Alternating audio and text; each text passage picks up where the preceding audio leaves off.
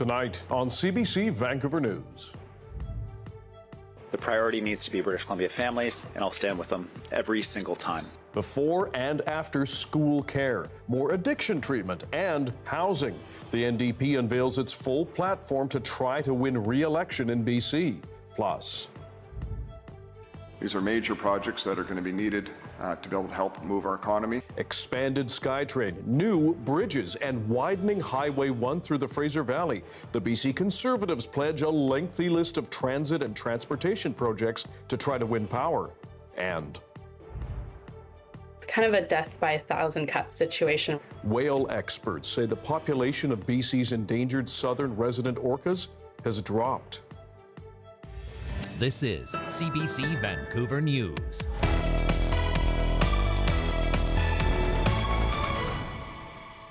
Hello, I'm Dan Burritt. Thanks for joining us. As we get closer to voting day in this province, the BC NDP has released its full election platform. The party is promising $1.6 billion in spending. As Yasmin Khanea reports, it says the money will go to addictions treatment, schools, and new housing. Applause for BC NDP leader David Eby as he announces his party's plans to try to hold on to power. The priority needs to be British Columbia families, and I'll stand with them every single time. A $1.6 billion promise, the party is pledging low-cost before and after school care across BC, a $1,000 tax cut for the average family, free off-peak transit for seniors, and more affordable housing. It's tough out there right now for lots of people. Global inflation, making things more expensive for people. Interest rates rising the fastest in a generation. The NDP says it plans to spur more rental home construction through a new municipal fund, waive property taxes for new purpose-built rental projects, and allow pets in all purpose-built rentals. The party is also making big promises around health care. We are projecting by the end of 2025 that every single person who wants to be connected to a family doctor or a nurse practitioner will be through our Health Connect registry. The NDP also wants to build the province's first addictions treatment centre specifically for construction workers. Eby's main opponents are not impressed. And we have a platform from the NDP that really says we're going to keep doing more of the same. We have to bring common sense back to British Columbia so that people can once again be proud to be in this province building their future. The NDP platform comes as a new Leger poll shows the party behind the BC Conservatives by 3 percentage points, with voting day just over 2 weeks away. Yasmin Khanea, CBC News, Vancouver.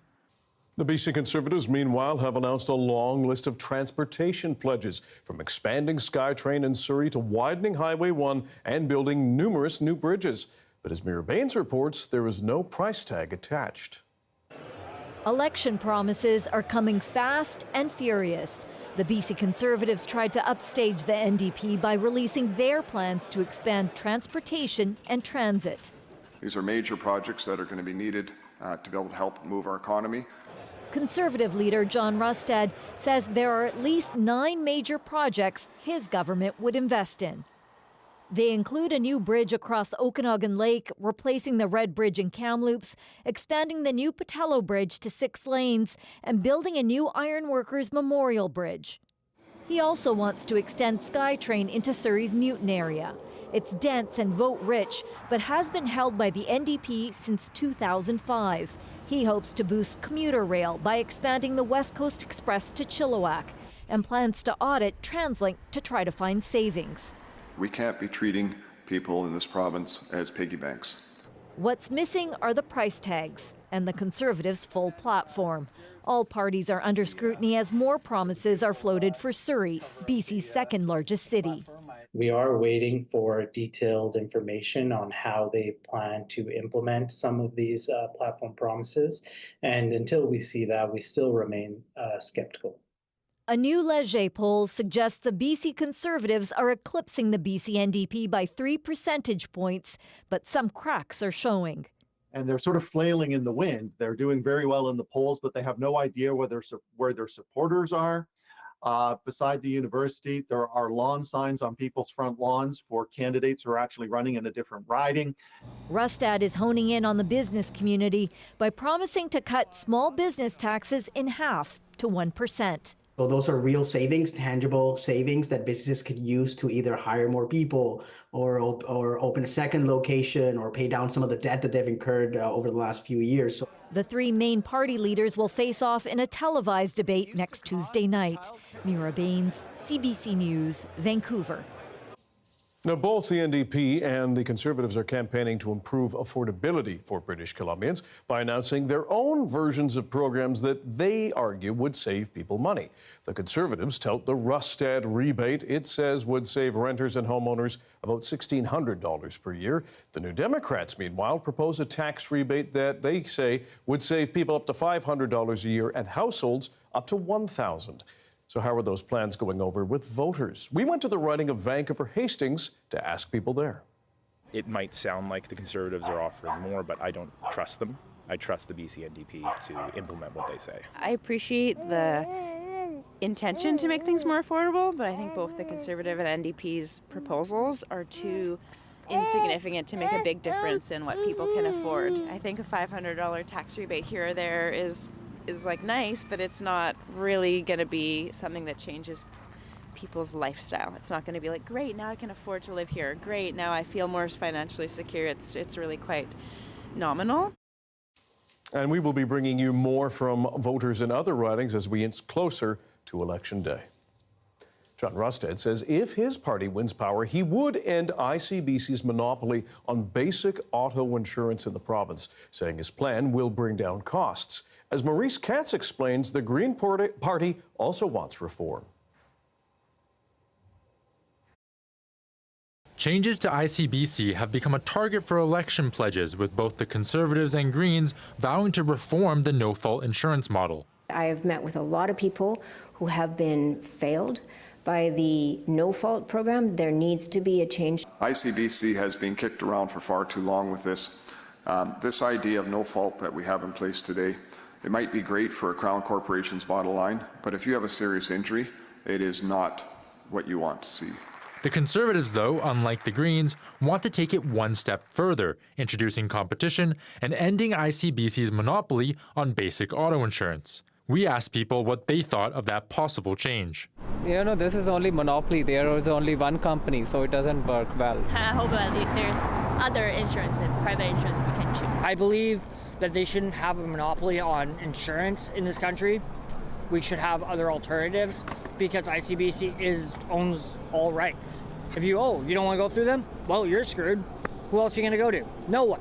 However, the Greens say introducing competition may not be such a great idea. When John Rustad says he wants to unleash the private sector, what he means is give access to the private sector to public services so that they can profit off what people should expect to be delivered by government. And experts agree. I do not see much potential here for any private insurers to do better than a public insurer. Keep in mind also that a public insurer has a mandate for affordability. They're not making profits like private insurers. According to an Ernst & Young report, here's what an 18-year-old man with a novice license driving a 2012 Honda Civic with no prior accidents would pay. BC paying half as much as provinces like Alberta and Ontario that have private insurance models. BC used to have a private insurance model, which Antweiler felt was predatory. But I only see as a beneficiary of a move back to a system as we had previously are mostly the trial lawyers. In its own platform released Thursday, the NDP said it has saved drivers an average of 20% a year and says Rustad's plan would charge drivers, quote, 2 or 3 times more. Maurice Katz, CBC News, Vancouver.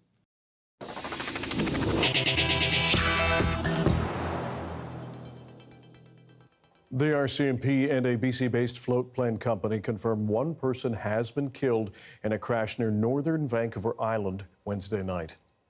Mounties say the plane went down in Warner Bay, just north of Port Hardy on the Central Coast just before 8 p.m. Search and rescue crews managed to help 3 people out of the aircraft, but 1 died. The operations manager of Port Hardy-based Wilderness Seaplanes says it was their Cessna 185 that went down. It says the experienced pilot and 1 other passenger tried to rescue another trapped passenger, but but he drowned. It's not yet clear what caused the plane to go down, but the company says weather was not a factor and there's no indication of mechanical trouble. The Transportation Safety Board has been called in. WorkSafe BC is investigating an incident on West 41st and Ash Street in Vancouver's Oak Ridge area involving a crane. The agency says it cannot give specific details, but says no one was injured. It says a WorkSafe BC officer was sent to the site, and they're trying to figure out what happened and identify any contributing factors. TransLink says its crews responded to fix trolley wires afterward. It says the incident was resolved in about half an hour with no major impacts on services. The federal RCMP is sharing details of a mammoth seizure from last month in the BC interior. It says officers seized more than 30,000 kilograms of chemicals they believe were meant to make drugs. It happened on September 11th after an investigation began in the summer and ended with officers searching a rural property in Enderby near Kamloops. Police say they also recovered a stolen Bobcat skid steer loader that was reported stolen in Kelowna 3 years ago, along with more than 30 tons of chemicals. A vehicle registered to a high-ranking gang member killed this summer in Princeton was also found on the property. Well, after years of fighting, the city of Burnaby has signed a $20.1 million deal with Trans Mountain that controls how the city and the energy company talk about each other. The agreement bars, quote, negative public communication. Burnaby must remove all past negative comments about Trans Mountain from publication, and both sides must submit any public announcement for pre-approval before they release it. The Burnaby has long been opposed to the TMX expansion. Now the mayor says that money will be used for emergency planning and safety enhancements linked with the pipeline. Still, he says the deal does not amount to a gag order. This agreement is a safe space where staff can talk about public safety and find out the facts from each other and how we hope to move forward in a very cooperative way. Trans Mountain will pay Burnaby over the next 21 years. A recent census saw a drop in the southern resident killer whale population off the coast of BC and Washington state. The Center for Whale Research says 3 whales have died, bringing the population to 73, excluding a new calf which was born after they carried out the survey. Experts say this decline was not surprising as the whales were not observed for some time. They also said the lack of abundant Chinook salmon is a major reason for the decline in the endangered orcas, but there are other factors as well. Kind of a death by 1,000 cuts situation where you have all these other factors like vessel traffic kind of causing acoustic and physical disturbance, as well as toxins in the water. All these other factors that are just making it even more difficult for them. Kolb adds it was concerning to see only 1 newborn calf in that census this year, and notes she has only been seeing a couple of months of new births every year at most.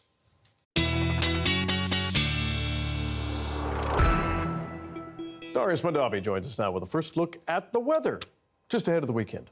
Yes, we've got some precipitation coming tomorrow across much of the coast, but then drying out, at least here on the Lower Mainland and the South Island, for the weekend. Other parts of the island, though, not quite so lucky. Now, you can see that moisture tracking in, also arriving for other parts of the island and the coast, actually, that we can't see here because of the radar, but you can see here a lot of that breaking into the central interior as well. Quite a bit of that is snow at those higher elevations, and we're also seeing that snow. I know we got a photo of it from someone up in Fort Nelson, where we got a decent dusting of snow up there as well. So it is we're definitely heading into the season. You can see here, again, that precipitation coming down. Some of that is snow, and down here on the coast, some of that tracking on the island and making its way further south.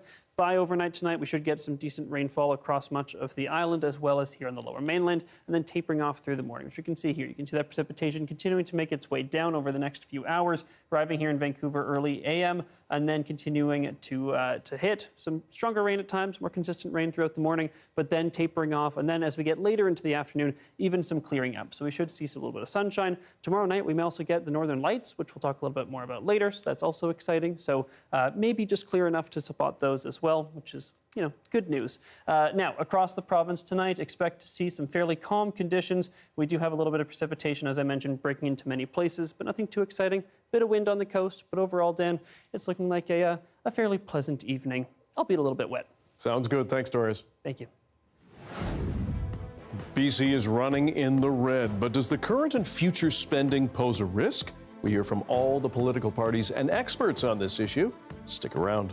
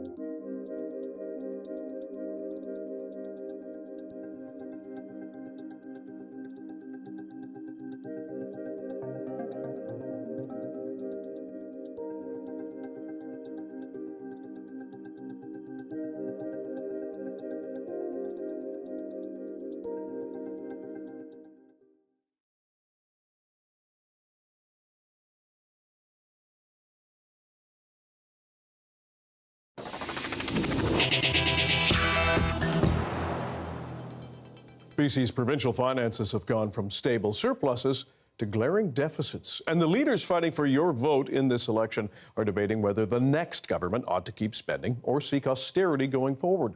Our Chad Pawson explores how voters ought to consider the numbers when casting their ballots. Much is made over how governments make revenue and then spend it. BC has a reputation for balancing its books, but lately those historic black numbers have gone to red. In 2017, the province had a surplus of $151 million. The pandemic made for a big deficit plunge before some recovery. But now continued spending plus other factors BC can't control has the province looking at a $9 billion deficit this fiscal year. John Rustad and his BC Conservatives are using the numbers as leverage as they try to unseat the BC NDP from power. When you look across this province over the last 7 years, can anybody say that there's anything that is better? And all of this spending, quite frankly, is just putting our kids and their future in jeopardy as well. Rusted plans to ramp up economic activity to boost revenues from BC's rich resources such as minerals and trees. He also says balanced budgets are a priority. Our goal is over multiple terms, over 2 terms, to get back to a balanced approach in British Columbia and bring common sense back. Meanwhile, David Eby, premier for the last 2 budgets, says now is not the time to balance spreadsheets, but continued spending to help citizens facing unaffordability, wait times for healthcare, crowded transit, and crowded classrooms. Now is the time that we need to be building, not cutting. We've got to build the schools and the hospitals and the roads and the transit systems and the infrastructure that makes it possible for our communities to be successful, to grow, to have that quality of life that every British Columbian deserves. So, just how important are deficits and balanced budgets for BC? Economists on different sides of the political spectrum have some considerations. Fiscal discipline in the long run can make it easier to finance the most important public services that British Columbians value. Ben Eisen with the right-leaning think tank Fraser Institute is concerned BC's debt as a percentage of its gross domestic product is steadily rising from historic numbers of around 15% up to 22% now, with projections for it to go to 26% next year.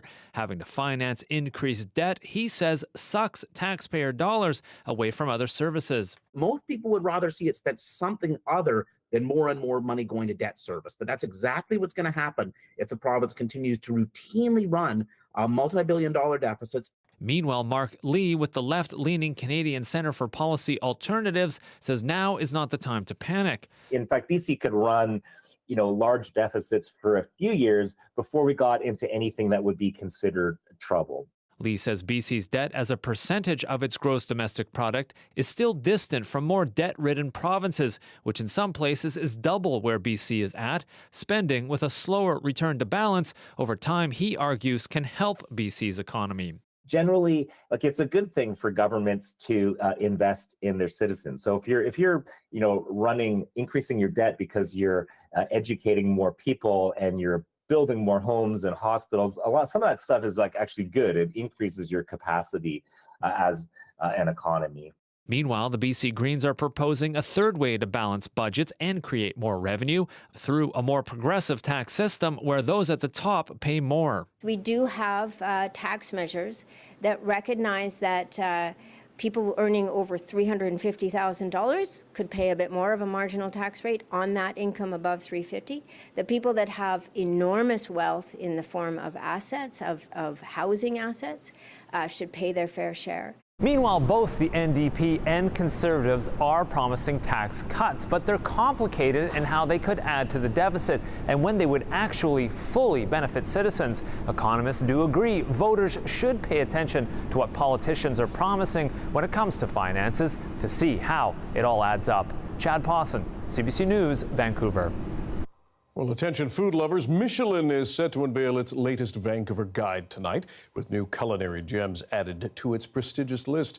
The renowned restaurant system rating system recognizes establishments that offer exceptional dining experiences. Right now, there are 9 Vancouver restaurants that boast 1 Michelin star. We'll have more on who made the list tonight at 11. After the break, a look at how many Vancouver restaurants, speaking of, are struggling to turn a profit. More on that next.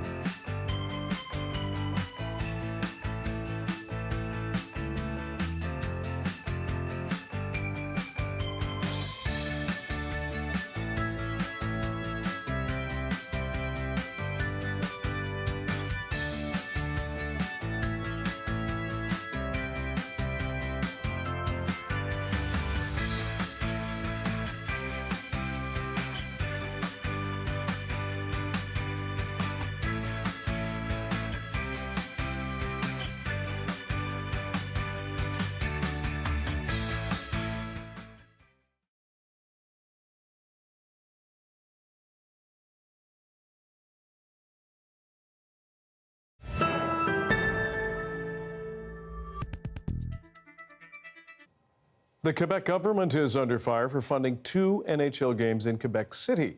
As the CBC's Alison Northcott explains, the province has spent millions on this initiative, money that critics argue would be better spent elsewhere. The LA Kings started their Quebec City visit with a practice where fans could see the team take to the ice. Some there said it was great to have a chance to see these NHL players up close in their own city. The Kings are playing 2 preseason games at Quebec City's Videotron Center. It's part of the team's training camp, and the Quebec government has paid $5 to $7 million to have that happen here in Quebec. Even though hundreds of tickets have been sold for the games, the government has been facing criticism about this for months from opposition politicians, community groups, unions, and others who say this is not something to spend taxpayer money on. Quebec's Liberal leader said he had an LA Kings jersey made just for Premier François Legault. It highlights the province's deficit. The captain deficit, the king of the deficit is François Legault, and here in the context that the Kings are here in Quebec, we will be sending to François Legault his jersey.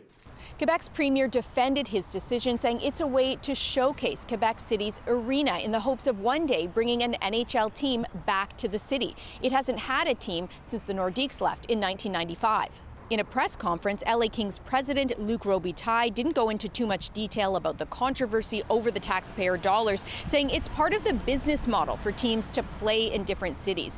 He also said the Kings aren't here to cause tension, they're here to play hockey. The Kings captain said he's happy to have a chance to play in Quebec. It's obviously great to be here. I know that the city's been waiting a long time to get some NHL action, and you know, with the passionate fans and everything that they have here. Some community groups and unions held a protest. They say they aren't against the LA Kings themselves, but the money the province is handing over to them. They say given social problems like the housing crisis and homelessness, it's not appropriate for Quebec to be investing in an NHL team's visit. The Kings will play 2 games in Quebec City, one against the Boston Bruins tonight and on Saturday against the Florida Panthers. Alison Northcott, CBC News, Montreal. A Manitoba man has been exonerated in a grisly murder 50 years after he was sent to prison for it. Clarence Woodhouse was one of 3 men convicted. As the CBC's Cameron McIntosh reports, he was the last to have that conviction overturned. Manitoba's Chief Justice is calling Clarence Woodhouse's 1974 conviction for murder a miscarriage of justice, agreeing he was wrongfully convicted. Woodhouse, now in his 70s, stepped out of court in Winnipeg today with his lawyers and family, holding a black T-shirt saying innocent, along with a written statement from the court. Shows he's being acquitted. Woodhouse served 12 years for the stabbing murder of a man in downtown Winnipeg. Innocence Canada brought forward evidence Winnipeg police fabricated a written confession in English that Woodhouse, who spoke mostly Saulteaux at the time, did not understand. This summer, the federal justice minister ordered a new trial, agreeing evidence suggested a miscarriage of justice likely occurred. The Crown concluded the original evidence wouldn't support a retrial. In court, the Chief Justice apologized to Woodhouse and called him innocent. What did you think of what the judge said to you today? Yeah, it was all right then. Yeah, pretty good then. And what did you say to him? I told him that I was I thank him, man.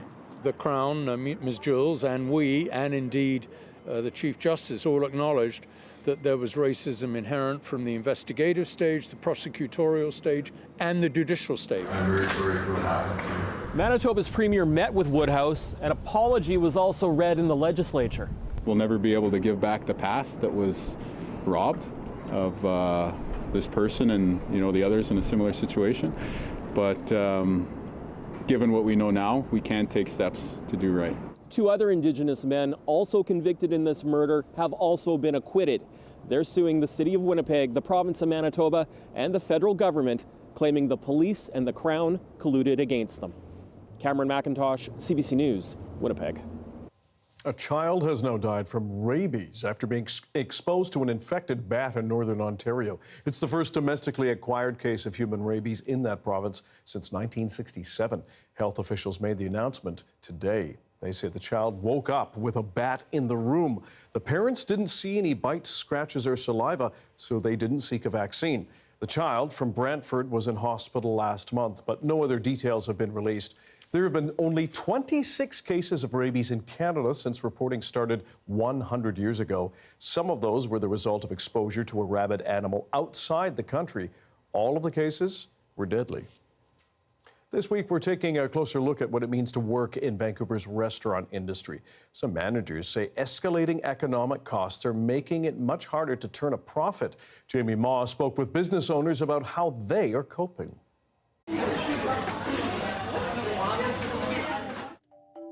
It's a cultural issue and a Western ideology. These are some of the words Shira Bluestein, co-owner of Acorn and Lila restaurants on Main Street, used to describe the perception workers in the restaurant industry face here in Vancouver. I've had a lot of servers tell me and lament that their parents are complaining that they're still working at the restaurants, but that's just a cultural issue, probably in a very Western ideology.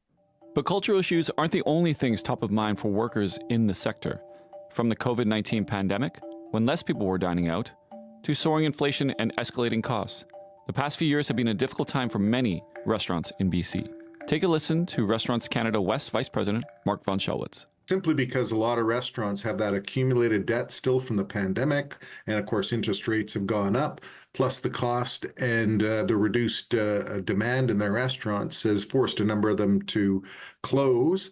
Plus you have another additional factor which isn't reflected in the bankruptcy numbers, and that's the fact that we've got a lot of landlords where leases are being renewed, and landlords are just asking for these exorbitant increases in rent, which a lot of our restaurants, they may not be financially going under now, but they're saying, look, with the new thing, we just may as well shut our doors now because there's no way we can ever make a profit at these new lease rates that they're proposing. So that's really a difficult thing, especially in Vancouver with the lease costs being where they are. It's just really high. The consequences are far-ranging for a sector that makes up a significant part of BC's economy. According to an August report from Restaurants Canada, the BC restaurant industry employs more than 196,000 people directly. The sector also generates $20 billion in revenue every year and contributes $26 billion in federal, provincial, and municipal taxes. And yet, despite this large footprint, Restaurants Canada say 50% of BC restaurants today are unprofitable. The sector also has 20,000 job vacancies. According to Dalla El Chami, co-owner of the popular Middle Eastern restaurants Super Baba and Mishmish, uncertainty is the new normal. I think the most defining thing about restaurant culture right now is volatility. I think that there's just so much going on, whether people want to talk about prices, rent, real estate, how consumers are behaving. Everything seems to be jumping up and down in not a very predictable way. And so everyone's usually on edge right now. So what's being done to address these challenges? In June, Lana Popham, the Provincial Minister of Tourism, Arts, Culture and Sport, was announced as the official point of contact for the restaurant sector to work with. According to BC Restaurants and Food Services Association CEO Ian Tossinson, this move has created a new channel for businesses to communicate their concerns. And we're finding that the politicians are saying, how can we help?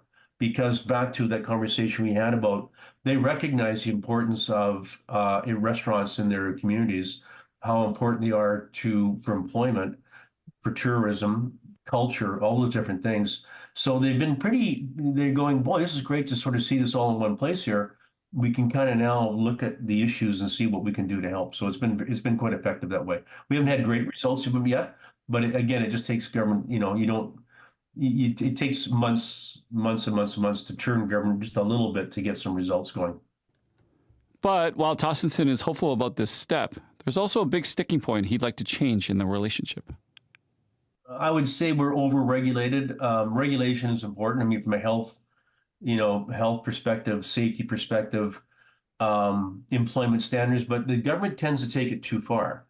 And I think sometimes they recognize that we're all, that if you've got, say, 95%, 96% of really good employers, they tend to sort of focus on the 4% that are bad actors that shouldn't be in the industry. And so they bring in all this regulations up because they go, well, look what's happening here. But what's really happening here is you've got an incredible industry of people and owners that are creating a lot of social magic, if you will, in their communities. So I think they overreach. Adding a more personal perspective to this issue of regulation, James Aranzad, co-owner of Vancouver restaurants Buffalo, Lucky Taco, and Bells and Whistles, emphasizes Tossenson's take. Regulation is really challenging as well too. The amount of time and expense that small businesses in hospitality and other industries have to go through to be able to get licensing on a municipal and provincial level is sometimes unbearable. And it causes us so many delays and opportunity costs as we first start these businesses. And that really needs to be fast-tracked. It's what a lot of people campaign on, and rarely do we see anything change. In fact, I think in Vancouver it's gotten worse over the course of the last 2 or 3 years. In addition to that, Restaurants Canada say there's another issue giving businesses anxiety. In August, the federal government announced plans to cap the number of temporary foreign workers at 10% of an employer's total workforce. According to Minister Lana Popham, it's a move that would create more anxiety for BC restaurants. There's definitely a need for workers, and if domestic workers aren't going to be stepping up into these jobs, we have to fill them. So yeah, there's going to be a negative effect, I think, on hospitality for sure, restaurant industry jobs. There's going to be a need to fill those spots. But regardless of the labor rules, Angus Ahn, the owner of Mainom and Fat Mao restaurants in Vancouver, says the sector faces an even greater challenge when it comes to hiring and retaining staff.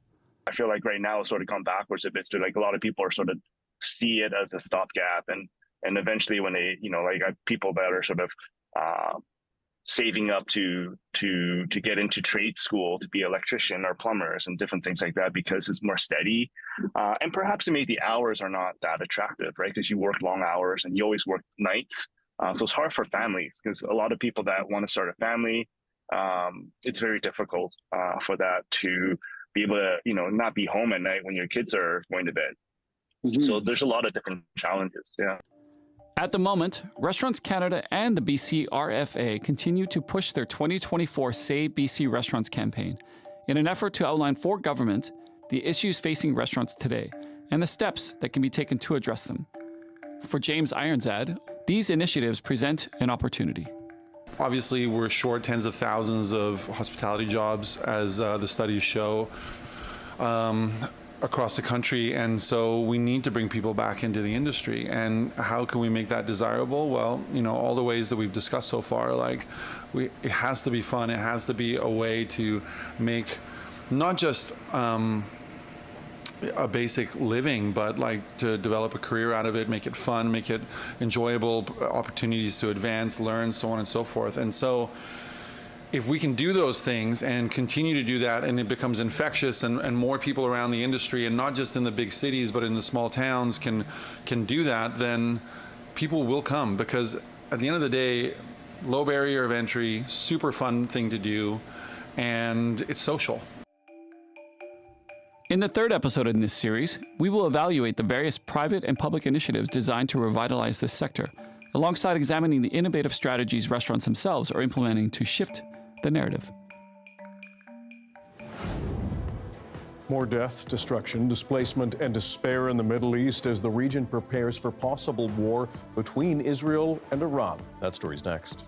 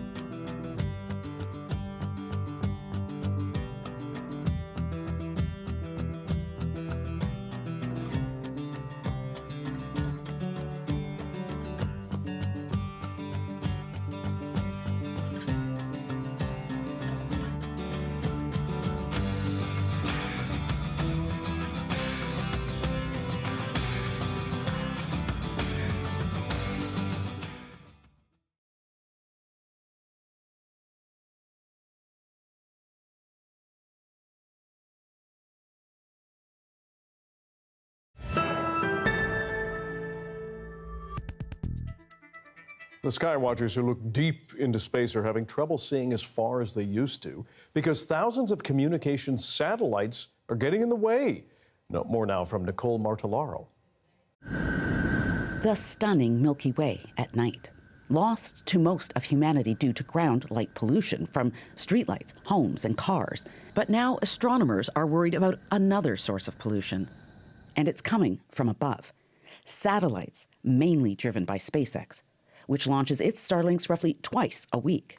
If you're launching like 10 satellites, fine, great, no problem. But if you're doing that every week, you can't just consider those 10 satellites, as an isolated thing, right? It's part of this larger cumulative impact.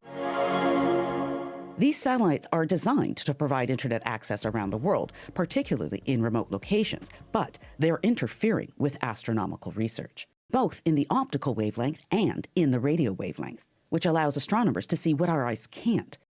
SpaceX has more than half of all active satellites in orbit, 6,000, and are planning for a total of 42,000. If this satellite proliferation continues, then it is a huge problem for science. It's a huge problem for being able to observe the universe, to being able to understand what's out there. SpaceX acknowledges the issue and is working with astronomers to make the satellites dimmer and quieter. Yet, the problems persist.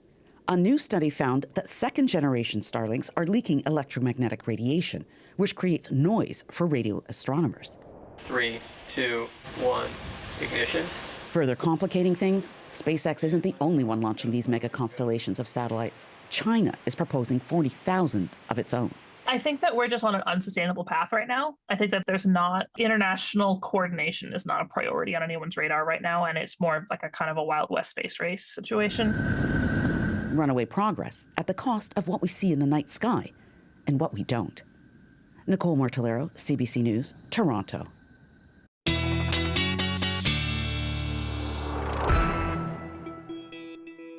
Darius Madavi is back now with our BC-wide forecast, but first, some space news. Yes, there's an aurora likely happening. Told you. Visible at least some parts of BC.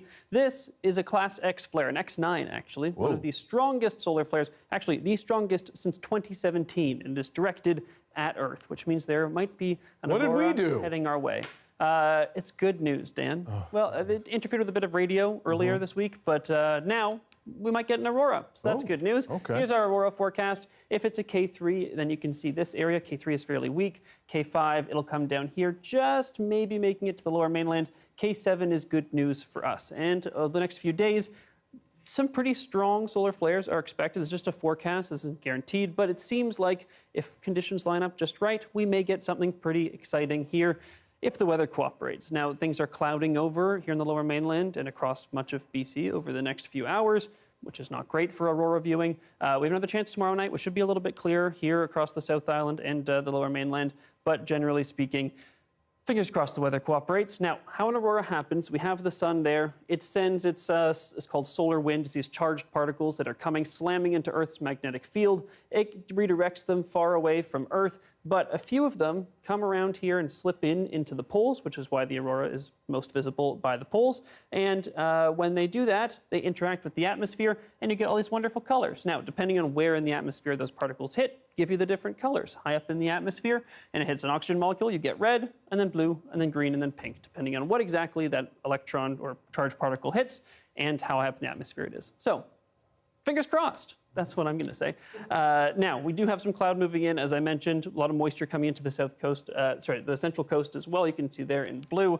Over the next few hours, expect a decent amount more moisture to come to parts of the island. That next big wave seems like it's going to be directed up towards the north and central coast. Unlikely to see much activity down here in the southern half of the island as well as the lower mainland. So expect pretty dry conditions this weekend if you are here in Vancouver. Some of those showers may break into the interior at times, but overall, things seem fairly calm throughout the interior. The central coast and the north coast, again, bearing the brunt of that wind and those storms, although it may be windy for much of the coast, actually, even down here in Vancouver, at least in the morning tomorrow.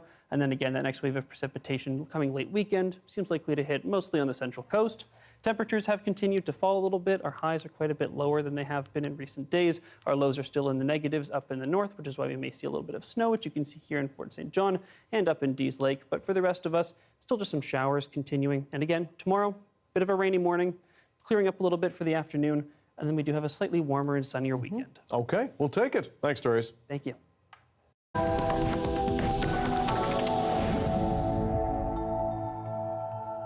For the first time in nearly 20 years, Israel has launched airstrikes in Lebanon. It's part of Israel's increasing efforts to degrade Iran-backed Hezbollah militants operating inside that country.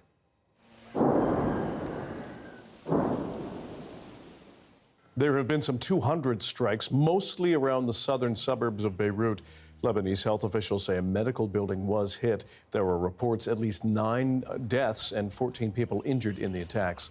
Israel has been expanding its evacuation warnings, telling people in more than 20 towns in southern Lebanon to leave. Now, the escalating fighting between Israel and Hezbollah militants, as we said, is forcing people to evacuate from southern Lebanon. But even as they flee, they're still exposed to the dangers of war. The CBC's Margaret Evans has been talking with some civilians who have lived through those attacks. In Lebanon's houses of healing, the scars that will never ease are piling up. Zahra Bedreddin prefers not to show her face, but she wants to share her story. A lot of bumps around of us. I think that here is more safe, but it doesn't. No. Israel kills kids, women. Like hundreds of thousands of others, Bedreddin fled southern Lebanon to escape escalating Israeli airstrikes. She found shelter in a village called Ain el-Delb, just outside Sidon, but not for long. The building was hit by Israeli airstrikes on Sunday, killing her 2 sons, 13 and 9 years old. Ali was beside me. I see him how he fell down, how he died. Muhammad, I didn't see him because he was in the building. I didn't see him. Israel has consistently said it's targeting Hezbollah fighters, weapons, and infrastructure in Lebanon. Abdul Basit lives next to the attack site, one of the first to join rescue efforts.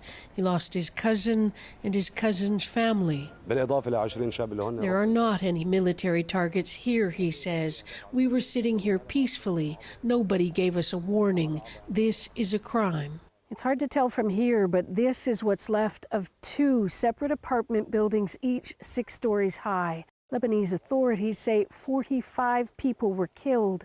Many of them came here from the south in search of safety. Back in the hospital, another Zahra. This one 8 years old, her family name Riadasi. My legs are hurting, she tells us. This one too much, the other one not as much. She too fled the south with her family and suffered terrible loss in the same attack as Bedreddin. My mum was sitting at the balcony, she says, and when they hit, the building collapsed. Her roommate, 10-year-old Ziad, is the victim of another airstrike, but he still has parents. Riadasi's brother tells us Zahra knows her mother is dead. The body of their younger brother, he says, is still buried under the rubble in Ain el-Delb. Margaret Evans, CBC News, Sidon. It is October 3rd, and it's So Fetch. After the break, we take a look at the significance of this day 2 decades later.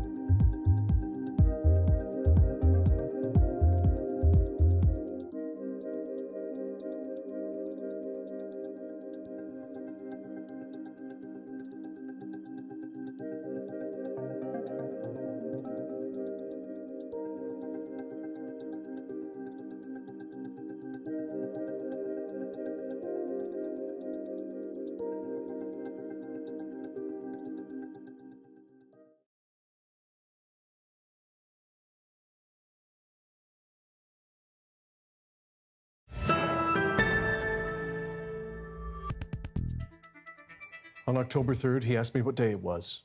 It's October 3rd.